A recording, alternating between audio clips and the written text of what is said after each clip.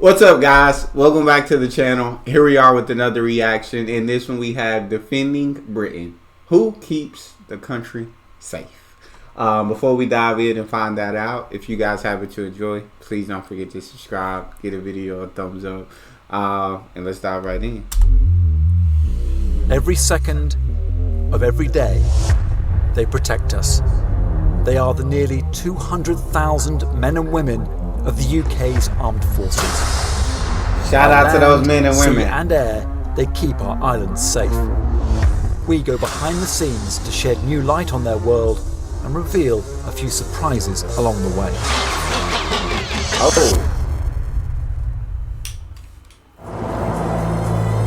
In the English Channel, HMS Severn is fighting a war of economics. The Royal Navy polices the fishing industry out here, a job it's had for 400 years. The rules are there for a reason, that is to protect the economy of the UK fishing industry, and so we have to enforce it if required.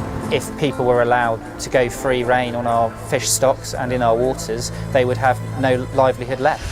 I feel the that. crew has a fishing trawler in its sights.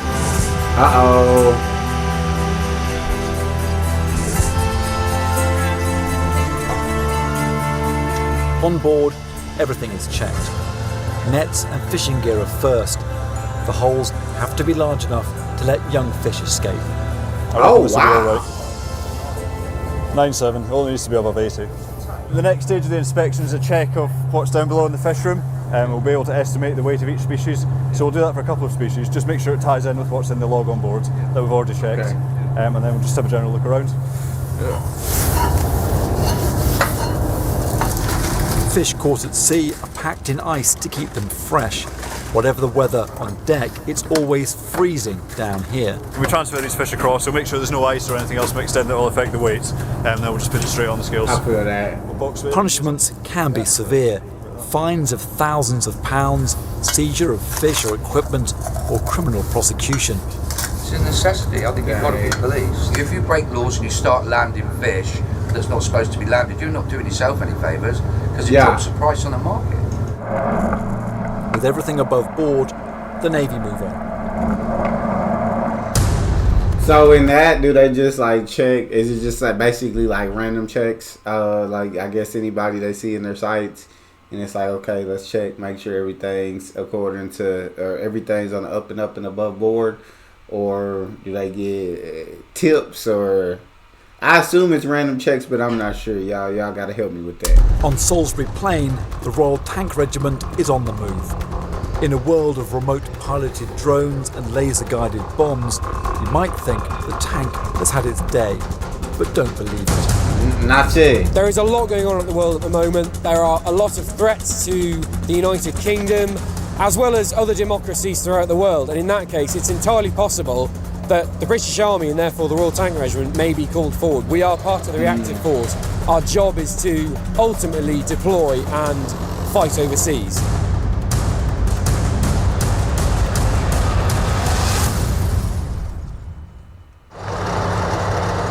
They train so they are quite literally ready for action. These tanks are permanently on standby. If a war breaks out in Europe, they could be on the front line in a matter of days. Dang. The centrepiece is the Challenger 2 main battle tank.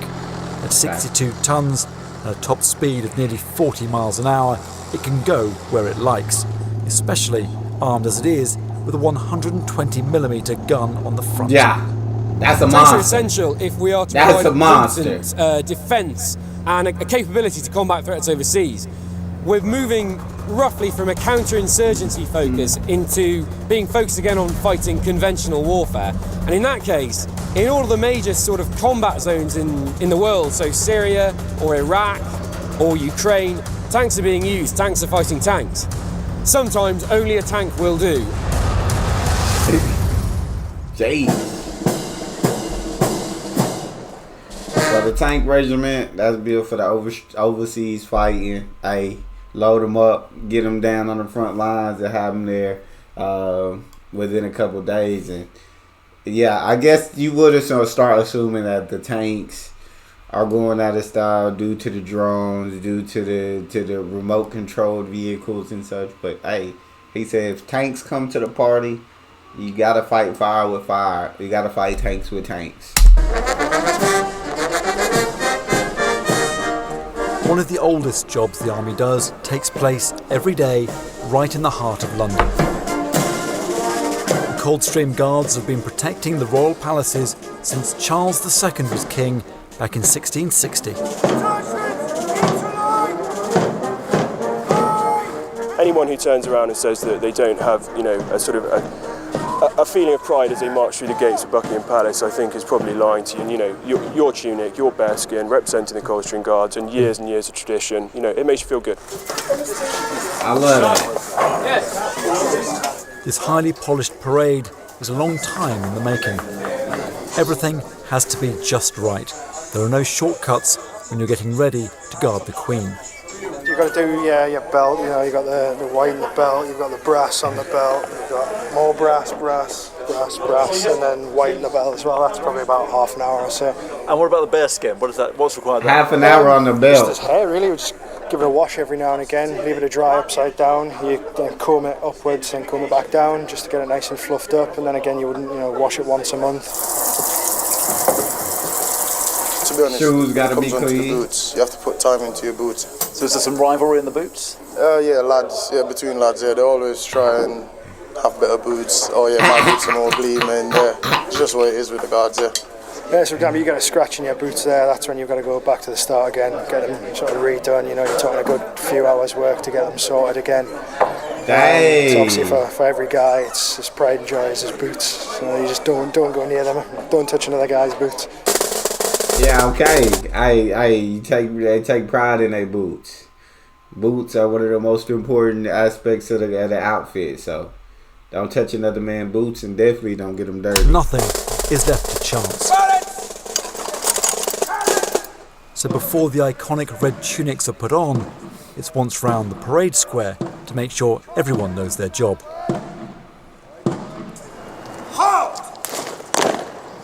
So we refer to that parade as the check parade, so it's our sort of final rehearsal. We like to think that the blokes know what they're doing by the time we get here, but it's just tidying up a few of the sort of, funnies that might go wrong on the day. So we go through the full mount, at sort of periods of the dismount, and then that's us complete, ready to step off in tunic and bearskin. Then it's time for the finishing touches. And most people, when you think London, you think of guys with big black hats and red tunics outside of Buckingham Palace. So obviously being a part of that's been, a big privilege, and get to sort of go places where most sort of civilians don't get to go.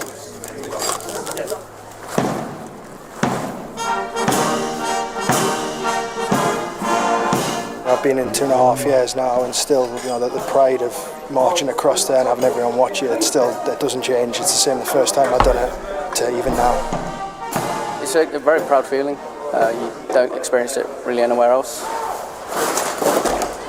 When you stand there looking smart, you think, oh yeah, the public is seeing me looking smart, so it's a good feeling, really.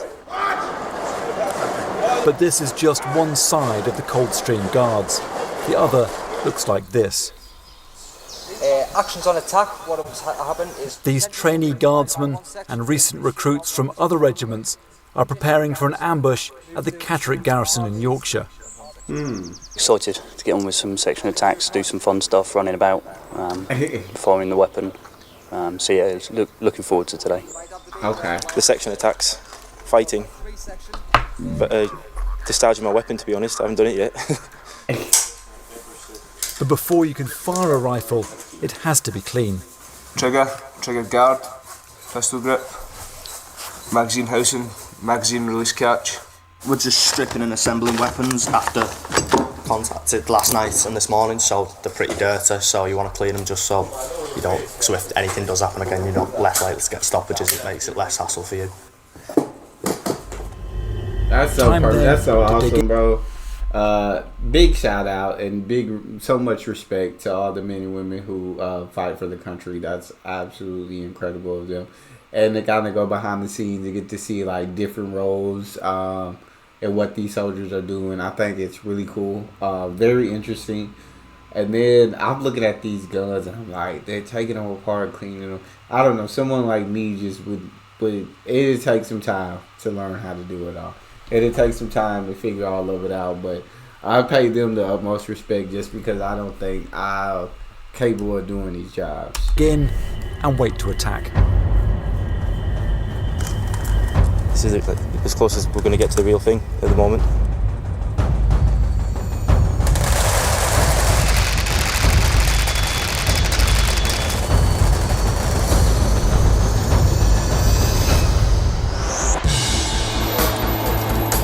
Oh! Elsewhere in Yorkshire, the bomb crew squad's training to defuse improvised explosive devices, or IEDs. Teams from the Army, RAF and Royal Navy are all being tested. All our scenarios are based upon devices that we've either seen in the past or currently or potentially ones that we think could come in the future. So we try to test them in line with the threat in the UK and also the potential threat from maybe terrorist attacks. Where possible, they use the robot. Called a cutlass, it can do it all. You can open boots, open doors, it's got weapons on it, so you've got certain presets that allow it to climb upstairs. But sometimes, even the seemingly easy tasks prove tricky. Oh Lord. The course is run by the Army's Explosive Ordnance Disposal Regiment, or EOD. It's to test the ability to make sure that they're said to be working on the UK mainland streets. One of the toughest tests for an EOD team is when someone's life is in danger. There's a device under this car. The driver is still inside. No time for the robot or the protective bomb suit. Saving life is our priority at all costs. So my aim was to get down the road quickly as possible, but safely, just assess the situation and try and remove him from the danger, not the danger from him. Once clear, the cutlass is deployed.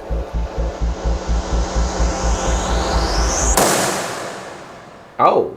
But the job isn't finished, and that means wearing the suit. With all our remote means, everything we do remotely, we have to confirm manually. So whatever the robot does, I then have to go and trace, because sometimes things do get missed on the cameras, or we don't see the full device might not be separated properly. So then I have to go and confirm all that before I can allow anybody else to come down. As you can see, manual dexterity can be quite tricky, especially in these sort of conditions. Obviously rain doesn't help. The suit is quite heavy itself, especially wearing the Nomex as well. It's very restrictive for breathing. Obviously it's for my safety. Mentally it's very fatiguing. Yeah, you're constantly thinking, what am I doing now? But you enjoy it? Yeah, very much so. As you can see, very happy. Yeah, it's good. It's quite rewarding. It's a very important job, and hopefully we're not needed, but we train very hard in case we are needed. Before a bomb can be defused, it has to be discovered. That's often done thanks to the noses of the military working dogs. Come in all shapes and sizes. This is my arms and explosives. I got to see one of the police dogs, like drug dogs, and they like go out on the streets in one of the videos and sniff for drugs, and they were pretty great at that. The bomb squad, working on the bomb squad, I couldn't even begin to imagine working that's every call you get, bro. But I guess that's every section of the military. Like that might be your last, like that. I don't know, something about the bomb squad. Search dog Geo. He's a 3-year-old golden retriever. He's the only golden retriever in service in the RAF and the British Army. I trust him with my life to do the job that I do. Are you friends? Massively friends. He loves me, I love him, and we frustrate each other when we're working. Geo's sense of smell has the power to save lives. He and Rob train hard to make sure that nose is at its best. So this is a scent carousel. What I'm doing with Geo is I've put a sample that he's trained to find into one of the pots, and his job is to go around and search in each individual pot in a systematic way, and then indicate and tell me which pot it on. Geo leaves Rob in no doubt where the explosives are. You sure? Seacom. And that means it's playtime. And this builds up the bond between the dog and the handler. So I can have, as you've seen there, I can have a good play with him, chuck him around a bit, and it's the interaction between us as well. So he wants to keep playing with me. He wants to find the explosives as quick and as easily as he can, so he can get his ball and have a play with Dad. And that's what really drives him to go and find that kind He's of like piece it's and right go in my and go mouth. for so long. RAF Bryce Norton has round 40. Hey, that's so dope, bro. It's just so amazing, like what dogs can do, bro. What animals can do. It's literally insane. Dogs trained for a variety of roles. So this is Chum. He's a 3-year-old collie, and he's trained as a drugs detection dog, working at mainly out at the terminal here. So as the bags come through, I'll send Chum onto him, and he'll methodically search each individual bag. This is all a big game to him, so we associate the scent that he's finding, so the drugs, with the ball, and he wants to work for his ball so he can have that play stage. So he's gone back to that bag now, and this is where my interest will help Chum out, and we'll work as a team to find anything. And that's Chum's indication there. He's showing me that there's something in that bag.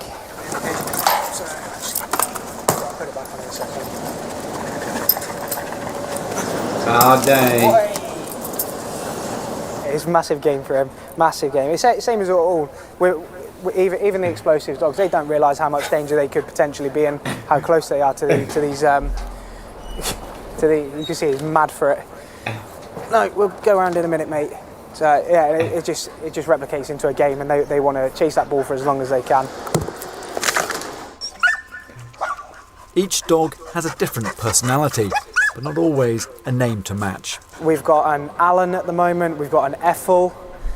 We've had Alan, Bubbles. Ethel. We had one Oh, come in Lord. called Killer. Gives you a smile on your face every time you say Alan. This is Alan. Sit. Man. Don't stand still! Lord. Air Force, hard turn, it's my dog! Jace! Oh, Lord. Alan said, I'm on your butt. Stand still! Alan, leave, come in! Alan is a fierce patrol dog, but he's not allowed to bite everyone. When releasing a dog, same with a weapon, when it's endangering life, really is the main thing, or key assets. It's what we provide. So if somebody has intentions of harming persons or equipment, that's when we really can release a dog, yeah. There is plenty to protect at RAF Bryce Norton. It's Britain's busiest military airbase. Supplies are flown from here to support operations around the world. The most active of those is Ops Shader, the fight against the so-called Islamic State.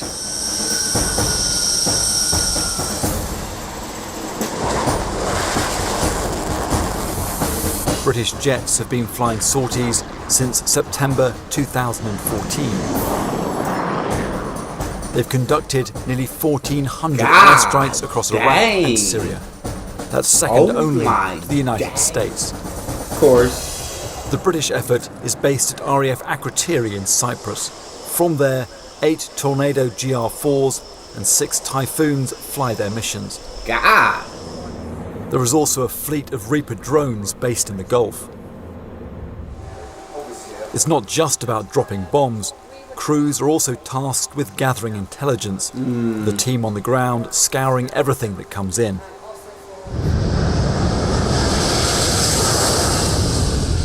Every time the jets go up, they are joined by Voyager, the military version of the Airbus A330. This refueler makes the fight against IS possible. Pilots can come for a refill up to 3 times on a sortie, keeping them in the air for 7 hours.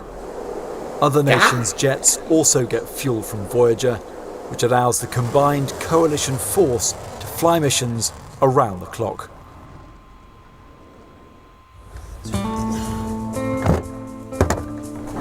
But this isn't the only operation on Cyprus. For decades, British soldiers have been helping to keep the peace on the island. Man, I tell you what, man. All these British soldiers in all these different roles that they're in do an absolutely incredible job. And when you think of the military and the defense of the country, you don't think about all of these different roles. I feel like maybe some, but for all of these, it's just incredible to kind of get it behind the scenes and see what everybody does and all the different roles there are. Control the buffer zone between the Turkish and Greek sides as part of the United Nations operation. The 180-kilometre belt of land was finally fenced off in 1974 following a ceasefire.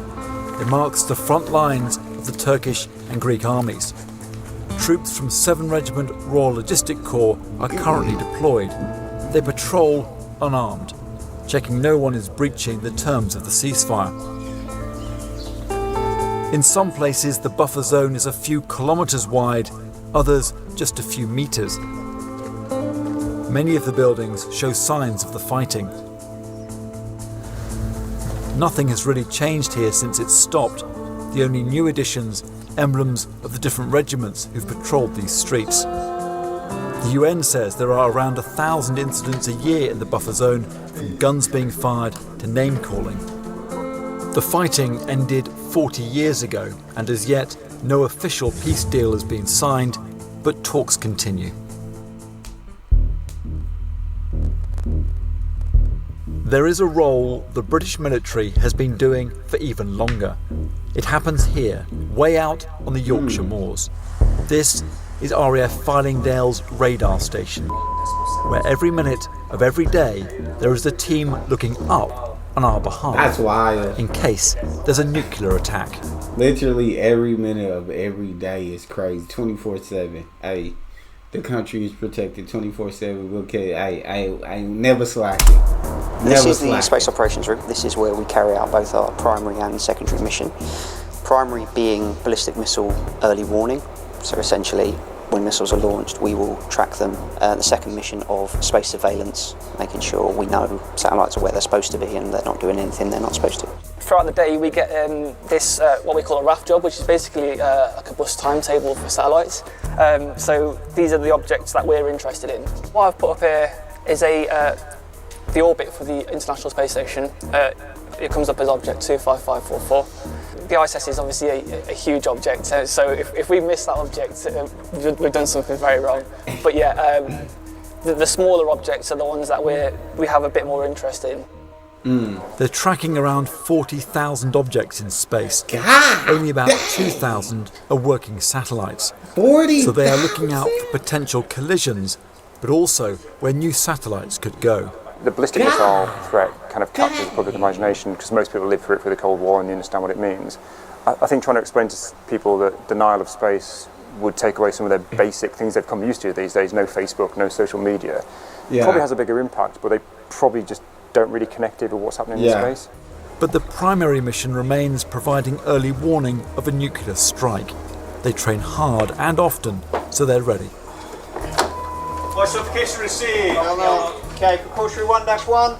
Eyes on for build-up. Tell us what's happening here. At the moment, the satellites picked up a large heat source from a missile launch or a space launch. They're preparing now just in case it generates a site report, which is a launch predicted impact for a missile. And the guys at the front, they're talking to UK and American High Authority to make sure they're receiving Fylingdale's data. Fylingdale's site report result are valid for 2 missiles. Acknowledge CTF 345. Acknowledge UK Spock. So that'll be the launch point and the predicted impact point and the times the missile is expected to impact on the ground. God damn. 122.02. Earliest time 093651. Launch origin. Historically, the threat came from Soviet Russia, and elsewhere, once again, it is the Russians keeping our armed forces busy. I feel that. Russian planes repeatedly buzz NATO airspace, a modern threat the RAF is ready for. There have been jets on standby in the UK every single minute since the Battle of Britain in 1940.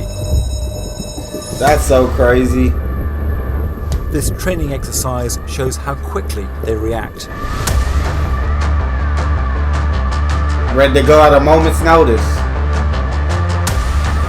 In minutes, they are alongside a private jet which is off its flight plan. If this were real and the jet refused to divert, the Typhoon pilot could be ordered to shoot it down. God dang. back in the English Channel, it is the Russians once again demanding attention.